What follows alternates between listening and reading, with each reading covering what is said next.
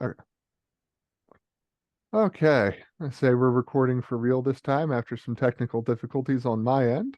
Thank you all for joining us for another Hagley History Hangout. My name is Ben Spohn, oral historian in the Center for the History of Business Technology and Society at the Hagley Museum and Library in Wilmington, Delaware. During these Hangouts, we like to introduce you to some of the fascinating research done using historical collections at Hagley and just in general research that hits close to home for folks in Hagley's intellectual extended universe. Today, I am sitting down with David Alff, Associate Professor of English at SUNY Buffalo and author of The Northeast Corridor, The Trains, the History, the People, the Region. So, Dr. Alff, thank you for sitting down to talk with us today. Thanks so much for having me. So just to get things started, can you go over the premise of your book? My book describes the Northeast Corridor, which is the busiest and fastest passenger rail line in North America. Corridor is also the name of the region that developed around those tracks. So my book offers a comprehensive account of a piece of infrastructure and the world that grew around it. My attempt is to write a story that can make the corridor make the corridor available to people from all sorts of backgrounds, from rail fans to general readers, the kinds of people who might be riding the line, living beside the line, but have never thought about why it's there, how it came to be what it is. And how did you arrive at wanting to write about the Northeast Corridor in particular? And that's just not compared to any other important rail corridors, but looking at your CV, your background is in 18th century. Yeah, I work in an English department at the University of Buffalo. I teach courses on 18th century poetry, fiction, drama, and the broader Anglophone world. I teach composition. For a decade or so, I've been researching the cultural history of infrastructure, the idea of endeavor for the common good, what we once called public works. I grew fascinated by how transportation conduits defined the places they connected, whether it was church paths in 17th century rural parishes in Britain, or the wooden wagonways that carried bituminous coal through the Tyneside region to the shipping lanes and flight paths that define modern logistics today. So I was beginning to write an academic book, a monograph on the cultural history of infrastructure and rights of way in my home field. And then 2020 came and the world shut down that winter and spring. And my field went dormant for a bit.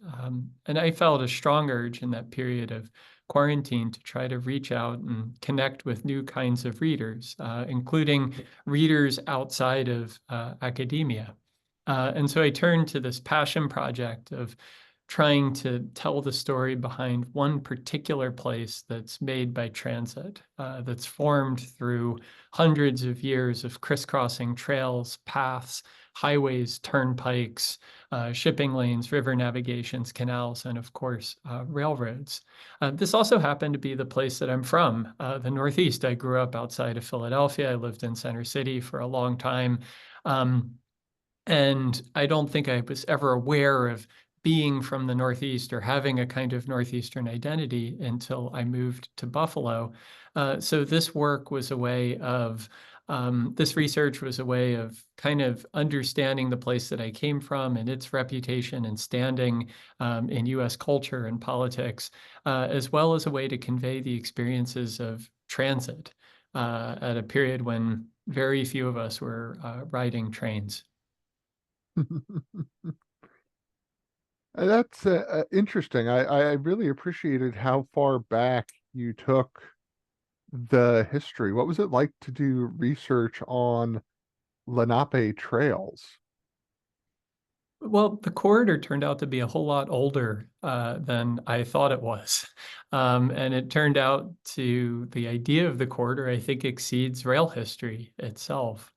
When I sat down to write this book years ago, I assumed I would find some origin point, a spike or a tie where I could say, this is where the corridor began. This is where we can trace this concept. Um, but I found that if you go to various sites on the corridor, the history just keeps running back, endlessly receding in time. I often think of one of my favorite spots on the line, which is Metro Park, New Jersey. And the rail line runs next to a section of highway that had been originally part of the first transcontinental road in the US. And before there had been that transcontinental road, that road had been part of Britain's colonial highway, the King's Highway, constructed by authority of King Charles II of England. And before it had been a King's Highway, it was a Dutch fur traders trail. And before it was a Dutch fur traders trail, it was the Lenape-Assunpink Trail. So our trains follow some really rutted ways in the wake of a lot of footsteps. What I found fascinating in looking at indigenous traces is how closely they follow, or how closely they anticipate where the tracks would run at a certain point. It's not absolutely perfect, but when you just even run your finger along a map of an old Lenape trace or the Pequot Trail between what would become New York, Manhattan, and Shawmut, which would become Boston, you see that it runs very close to where the New Haven would eventually lay its tracks and where Amtrak and Metro North trains run today. So I set out to try to give the corridor the broadest chronology possible. I start with the breakup of Pangaea and the tectonic plate subductions and shifts that would give definition to the coast that forms today's the American Northeast. And I close on January 1st, 2021, with the opening of Moynihan Train Hall in New York.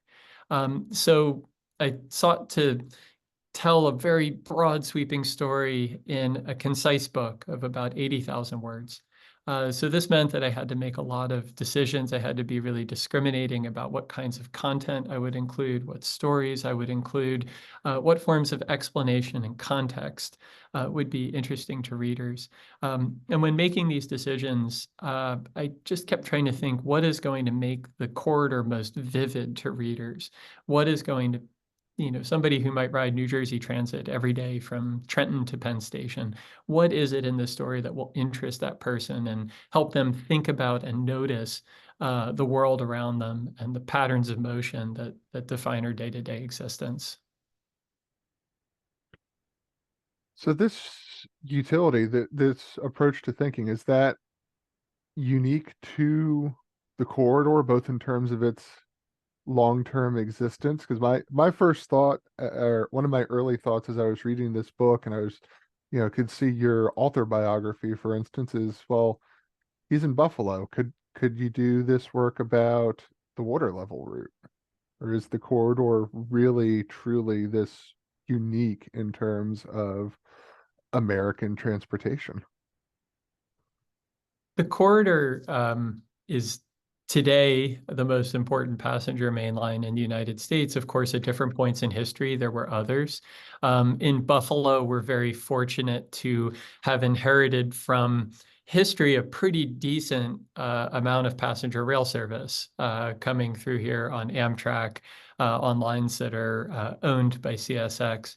What I think sets the corridor apart from some of these other important rail lines is the fact that they connect so many distinct urban areas: Boston, Providence, New Haven, New York, Newark, Trenton, Philadelphia, Wilmington, Baltimore, Washington.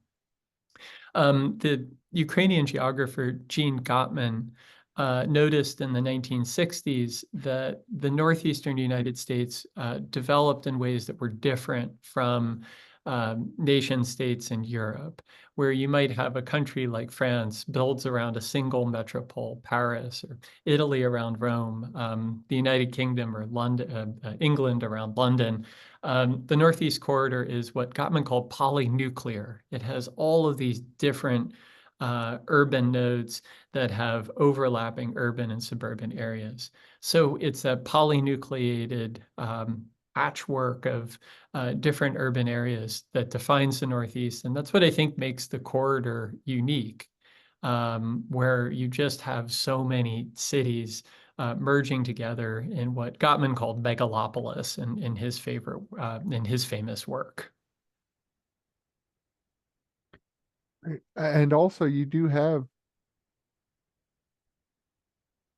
well, do you think there is an emergent unified identity for folks who live on the corridor? I think that the corridor draws together cities well, I think one way of thinking about it is that the cities of the Eastern Seaboard had long been defined by rivalry.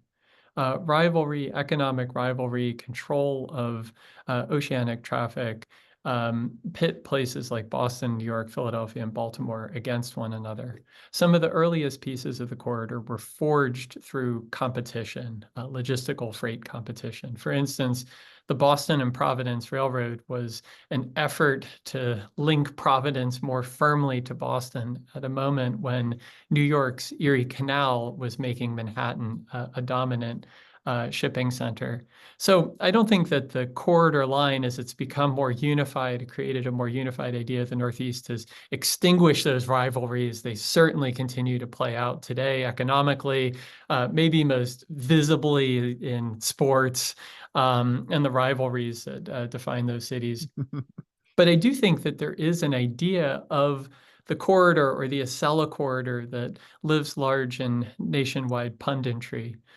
People often think of the Northeast or describe the Northeast as if it were a homogeneous whole, as if it, you often think of the descriptions of Acela corridor elitism and that sort of thing. I don't think those broad brushstroke stereotypes are true at all. I don't think that they hold water. I think if you go to these individual places, whether on a train or you spend time there, you see that they're still highly distinct from one another, but interconnected. And I think it's that combination of interconnection and proximity that makes the Northeast so fascinating, makes it what it is today.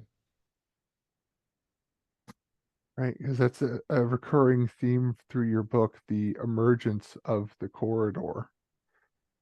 Is that's really when it comes down to it, do you think there's an argument to be made that like what is the next emergence? I mean, I suppose the most obvious one is the next generation of Acellas, whenever that happens. But is there what comes after that? What comes since? What has made it unified? The Nexus Ella will be an important event for the corridor. I'm not sure it's more important than the boring of new tunnels under the Hudson River, the erection of a new bridge over the Susquehanna River, the Frederick Douglass tunnels opening under Baltimore. The new Acela represents an incremental improvement on motive power. You are going to have trains these trains are faster. They'll be able to handle the curves better than the previous Acela and the current conventional Amfleet Northeast regional trains. However, I think what we should expect from the corridor in the coming decades is that the line is going to change. The line has been changing since its first pieces were laid in the 1830s. There have been numerous proposals for bypasses, for straightening out tortuously curved sections of track. But what I think we're going to see is the line is going to shift to accommodate greater demand, to make trains faster and more efficient. And we're going to have to keep thinking about what we mean by the phrase Northeast Corridor. While researching this book, I ran into what philosophers call the ship of Theseus problem, which is that you have a ship and over years you substitute planks and masts and all these different parts as they wear out. And at a certain point, you don't have any of the original pieces. So is it the original ship? Does it make sense to call it the original ship? And I think that's what the Northeast Corridor is. It's something that is continuously changing over time, and we have to kind of recognize that it's going to continue to change in the future. That's what history would lead us to expect. right? As there seems to be that um, something of a contradiction there in terms of the unification, the expectations of what the corridor is, what it isn't, how recently it became uh, traversable in less than 8 hours. That always has stood out to me. What a difficult ride New Haven to Boston used to be, for instance, and how that connection only came about in 2000. The story of the electrification of the corridor begins in the 19th century with some of the earliest experiments in electromagnetic traction. Thomas Edison laid an experimental electric railway through beside his Menlo Park laboratories. It picked up with the New Haven's first mainline electrification, executing the first mainline electrification in U.S. history, then the Pennsylvania Railroad doing the same with the line between New York and Washington, much of it during the Great Depression. And then we skip ahead another 60 years to the 1990s when Amtrak completes that final portion between New Haven and Boston. The corridor was never planned end to end.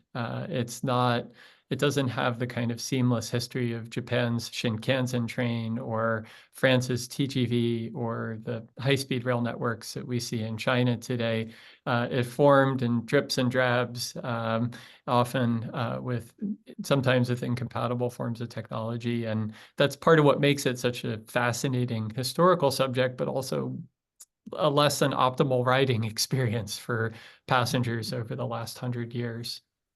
Yes, I mean, even leaving aside the issue of electrification, the access to New York City. Which we've seen this summer. The corridor has so far had the summer from hell in 2024, owing to its aging catenary system and all sorts of failures and delays in the New York region, which just attests their need to continually invest in the line, in constant tension catenary, and in getting those tunnels dug under the Hudson River that will increase capacity into and out of Manhattan. And even so, despite those issues, it still beats ferry, having Absolutely. having to transfer to the ferry. Yes.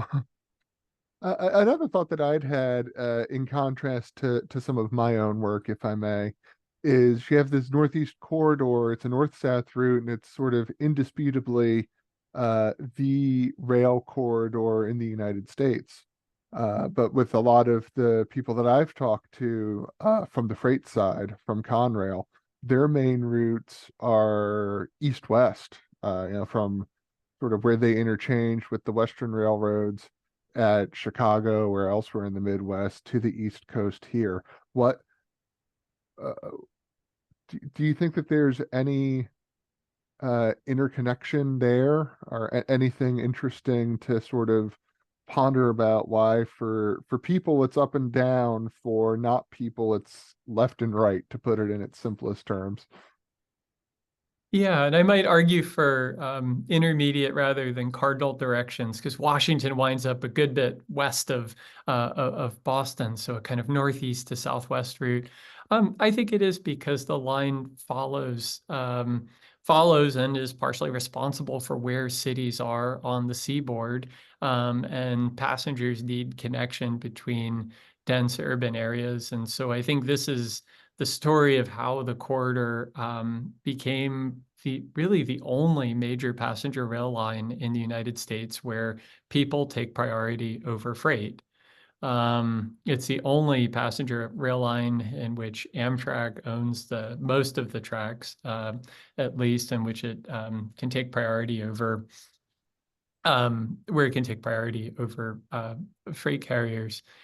So I think it's a story of urbanization rather than the east-west lines, which are telling a story of industrial production, also the location of ports.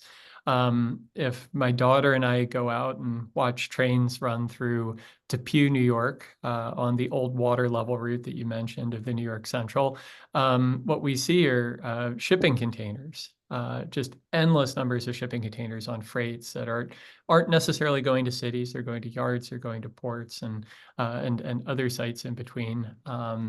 And so I think this explains why freight takes priority in a place like Buffalo, whereas passengers do in a densely populated seaboard. Right. And I think then, since we mentioned the water level route and we're talking about how limited the infrastructure owned by Amtrak is, and since we're both originally from Pennsylvania, I think I would be remiss if I didn't mention before we switch to talking about archives and research, Amtrak's other owned electrified corridor, the Keystone. Mhm. Does I, that stand out as complementary to the Northeast Corridor? it does without connecting the large scale cities. It's a line that leaves Philadelphia. It runs through Lancaster out to Harrisburg. For many years, Amtrak take didn't fully exploit the power of the electrification. When I went to Haverford College, which sits a few blocks off of the main line, I would notice that almost all the Amtrak trains use diesel engines for a long period of time before they started attaching electric motor AEM 7s and running push-pull Keystone service between Harrisburg and New York. So I think it is a complementary line, but I would say something of a tributary to the corridor's river. It's never had the passenger traffic that the corridor has seen, although it does intersect with the Northeast Corridor's history in interesting ways. When the metro liners developed by the Pennsylvania Railroad with Westinghouse and Budd under then the Department of Commerce and the Department of Transportation, when the Metroliner trains proved too unreliable for corridor service, they were shunted out to the Pennsylvania, the Keystone line, for a period of time, and it made for some of the weirdest photographs of all time to see these blunt-faced electric train sets with their characteristic fluted steel bodies rushing past red barns and Amish buggies in Lancaster, a real kind of abrupt uh, kind of juxtaposition of new technology and older more traditional customary forms of life. Yes. And we're still to this day, I mean, they're no longer used for power, but Metroliner is still on the Keystone as cab control units. And the Metroliner form proved incredibly popular with passengers and obviously influenced the Amfleet coaches that I think next year enter their 50th year of service Hmm. on Amtrak. So the actual cars, I mean, I think about that. If you see a Keystone train go by on the corridor, you're looking at cars that were built for the Pennsylvania Railroad, which seems positively ancient in comparison to so much of the other equipment now active on the line. Yes. And yeah, the Am fleet, which I don't think we have, or maybe we do have time to go into that, because I think that is one of the most iconic American contributions to transportation is the Am fleet coach. Absolutely. I think that people who understand the technical history of railroading are often perplexed at the popularity of the Metroliners in the 1960s, because this was supposed to be America's attempt at a bullet train along with the turbo train, which ran from Grand Central in Manhattan to Boston. This was supposed to achieve what Japan had done, and it never did. It never lived up to that message. It seldom cracked triple-digit speeds. It had all sorts of problems, but people rode them. Um, and part of why they rode them is that the level of service was high. They resembled airline cabins to some degree. They offered better menus. They offered a smoother ride than the conventional equipment at that time. And I think that lingering appeal is part of why Amfleet has lasted as long as it has. It's an efficient design and one that passengers still live with. I forget that when I get on one in Buffalo, just how old the technology and the design is. Well, I think some of that also comes down to their design that is so readily retrofitted as our hopes, dreams, and expectations for what rail travel ought to look like have changed. It carries the kind of the sense of an old future that you get from, say, looking at like a monorail. It evokes a future, but from a different period of time. And yeah, I like many passengers will miss them when they're gone. Oh, absolutely. Yes, our big comfy armchairs on the rails. For anyone who's listening, if you've never ridden in one, I think you have two endorsements to give it a try. Catch them while you can. So shifting to the archive, what was it like to do this research during a pandemic where you couldn't really do traditional archival research for at least a time? So normally when writing a book or a scholarly article, I start with primary resources. Ideally, primary resources in physical archives build up my understanding of a particular literature or a particular event in history or a historical personage. Then begin to build hypotheses about what that writing is doing, and then test that hypothesis against existing scholarship and find where I have what I'd call an intervention, where I think I found something that should change the scholarly conversation. This wasn't possible in 2020 due to archival closures and travel restrictions. So I started online, which is never where I'd prefer to begin a project for lots of reasons, including information is scattered and scattershot. It's very easy to begin finding things, and I soon find I have like 60 browser tabs open while trying to understand some aspect of the history of the corridor. I absolutely counsel my students against this sort of approach.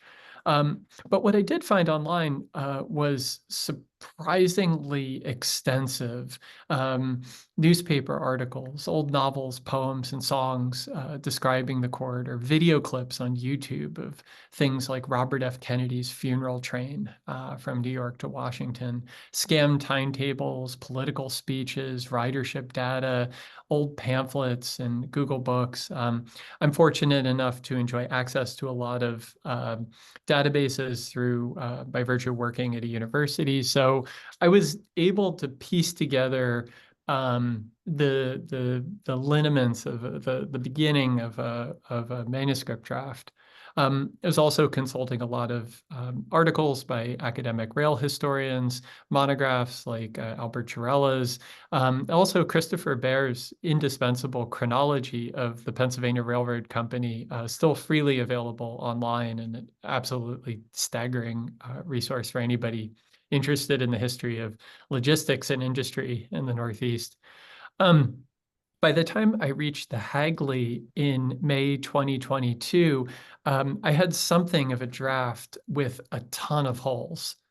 I knew that when I arrived in Wilmington, I would not simply be filling these holes, but writing a new book around them. I knew that the experience of the archive was going to change not only the contents of my book, but it was going to force me to rethink chapter structure, that it was going to force me to think about arguments, to consider evidence that ran contrary to some of my original hypotheses. So a result of this kind of backwards method of researching a book is a lot more material got left on the shop floor than I would prefer. But it was also so exciting and so rewarding to come to the archives at last after having thought about and researched something for years, and to look at a particular document or to see Alexander Cassatt's signature on a letter was just was so gratifying and mind-blowing at that point in the process. So I'm not sure I recommend it, but it had its pleasures for sure. So what were some of your most important archival finds? And this is in general, you don't just need to keep a focus on Hagley materials. Actually, speaking of Cassatt, I was browsing on my first day down in Wilmington at the Joseph T. Richards portfolio of notes and drawings on Pennsylvania Station.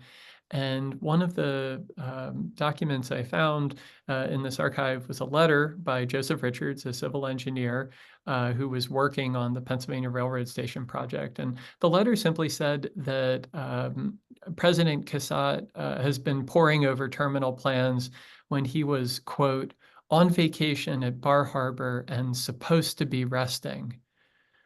So Richards is expressing worry, concern for the health of the executive, and Cassatt would be dead within 2 years. So that to me was an utterly haunting moment of presaging something bad that's going to happen. And as Albert Chirella explains in Volume 1 of the Pennsylvania History of the Pennsylvania Railroad, this was a common fate for executives that worked in a highly stressful environment of the railroad. Um, one of the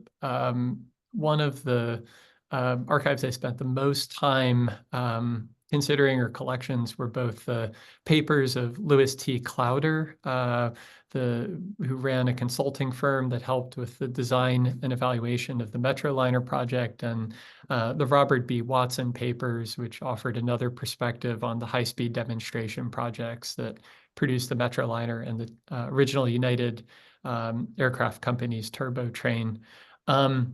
These projects were fraught with disagreement, with mistakes, with engineering failures. But I don't think I'd ever appreciated the human frustration of trying to build and make the Metroliner function on the old Northeast Corridor tracks. And until I got into these archives and began reading the telephone transcripts, the committee memos, the marginal jottings, where you can begin to see just how difficult this project is and how the relations between the Pennsylvania Railroad, later the Penn Central, the Department of Commerce, and later the Department of Transportation, Bud, Westinghouse, congressional legislators, how those relations are fraying through the process. One particular document I remember described a response to one federal official's plan to make passengers wear seat belts on the Metroliner. This official believed that the Metroliner was just too fast, that people would need seatbelts in order to be safe. And one of the jottings on the side says, okay, we'll make a very quick study of this suggestion so as to be done with it and move on to other important things.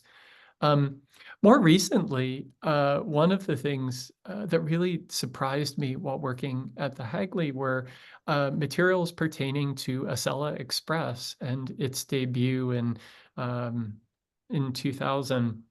I thought I'd remembered the debut of Acela Express, but when I began looking through the marketing materials, I realized what a utterly distant past that turned out to be. For one, I was looking at a catalog that Amtrak released of Acela-related merchandise, which included a plush stuffed bear, a mouse pad, and a box of chocolates confected by the Philadelphia restaurateur George Perrier. These are all, and a series of neckties and all these other things that one would wear or purchase to celebrate this new attempt at high-speed rail. And it really brought me back to a particular period of history that I hadn't yet recognized as being distinct from our present. So, yeah.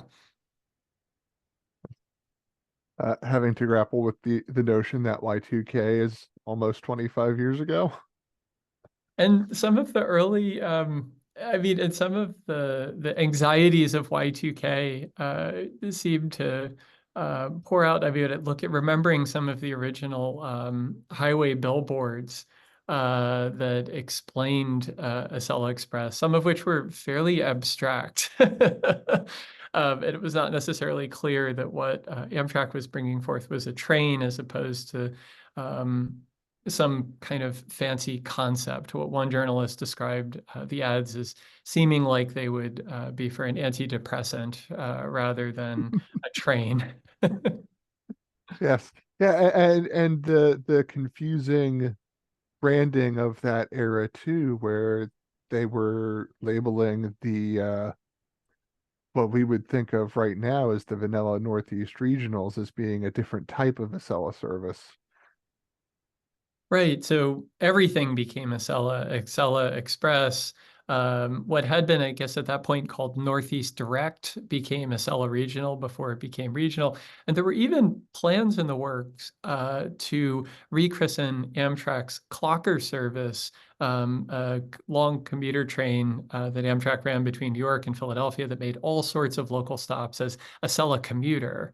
Um, so you have some what in literary studies we'd call a slippage between the physical train and the kind of marketing notion of what a cella is. This was at a period when newscasters did not know how to pronounce the word, when a lot of people had no idea how to make sense of it.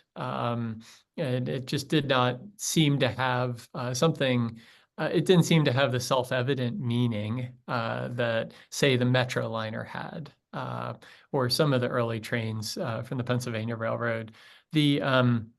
Of course, this has changed over time, and now Acela is widely recognized and associated with a particular rail service that is highly popular, remains in high demand. And this is why when Amtrak eventually puts the new Avelia train sets into service, they're going to bear the Acela logo. Amtrak recognized that this is now a marketing asset. So it took a few decades for the term to sink in, but it has, and it's now completely part of modern parlance. Truly, it has. Were there any, since you referenced material left on the cutting room floor, were there any other interesting sort of human interest angles that could be fun to talk about that didn't make the book? I had written up a long narrative that would have concluded my third chapter, which is in the antebellum, the 1850s, with a train ride that Ulysses S. Grant would take from Washington to Boston.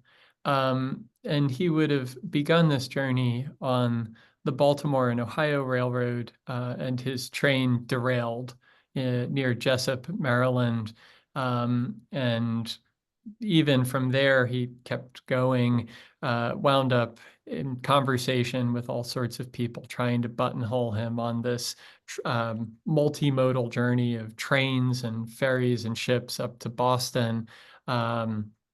And around back to Washington. And the trip was strange.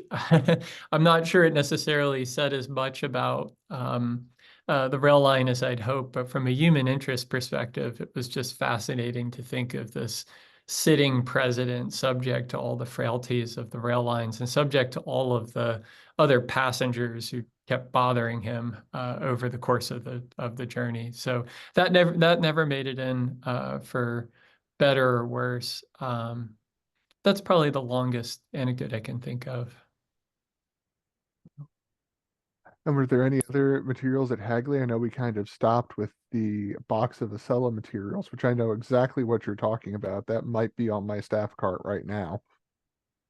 There were, I mean, the other materials that I sought out, I mean, obviously the Pennsylvania records of the Pennsylvania Railroad are extensive, almost beyond comprehension. But I spent a lot of time looking at documents produced through the Amtrak's Northeast Corridor Improvement Project. Um, and I tried to, with the time I had, to seek out those materials that would help me tell the human story behind the corridor. One of my favorite documents came from the Allen Tweddle papers, which is a kind of miscellaneous collection of railroad materials. Included here was a pamphlet called Special Instructions for Employees in Electrified Territory. The Pennsylvania Railroad distributed this to its workers in 1933 who were working in now electrified territory to acclimate them to the challenges and also the physical dangers of this environment. Following electrification, following the electrification of the New Haven Railroad, a lot of rail workers in Connecticut had suffered gruesome injuries and death from the overhead catenary, the alternating current, high tension catenary lines. And these kinds of pamphlets were fairly sober introductions to what that work would entail. This particular pamphlet explained in one sentence that just because somebody is electrocuted and may appear to be dead, they may have just stopped breathing and will resuscitate soon, or something to that effect. And the kind of straightforwardness of this language reminds us today of how utterly dangerous this kind of work was to undertake, how challenging, and it gives me some insight into what it was like to work on the railroad in that period. Yes, I believe in that. I think it is in that same collection. There is a different manual where it almost feels like every other page is an example of how someone died or was injured by not following the rules and regulations outlined within that particular manual. And I mean, on the maybe, I mean, less grisly end of things, there were endless menus from the Pennsylvania Railroad for dining service, including entire pages of instructions for how to make certain drinks for passengers, and including things you wouldn't think of as beverages today. So that was maybe more fascinating and less harrowing than the manuals for those working in electrified territory. Absolutely. Were you in your time at Hagley, were you able to make use of any of the AV materials we have that are Metroliner images? Yes, and I took I almost completely filled my phone's data card with taking images and photographs and sending them to myself so that I could make efficient use of my time in the archive and then study images later. I'm also incredibly thankful to the Hagley for offering permission for two images that I used in the book. One is a schematic of new catenary raised by the Pennsylvania Railroad in New Jersey, and the other is a picture of Raymond Loewy, dapper as ever, standing in front of one of the GG1 electric motors that he helped to stylize. Um, so yes, and so many of so often I would pull open a box or a folder of papers and not expect what to find. It might be a manuscript, it might be a typescript uh, document, it might be the floor plan of a station, a track schematic. So the materials I encountered were very much multimedia. So, are there any other archival finds? Um, I know what I'd be curious to talk about next. Then, if there aren't, is how you find your voice as a writer and how you're able to maintain the appropriate scholarly tone. Because I know for myself personally, if I were writing something like this, and I think this is why I would not endeavor to, is especially following the Penn Central bankruptcy, it would be, or I would find it incredibly difficult to not be incredibly partisan, since this does seem to have become with Amtrak an inherently political discussion.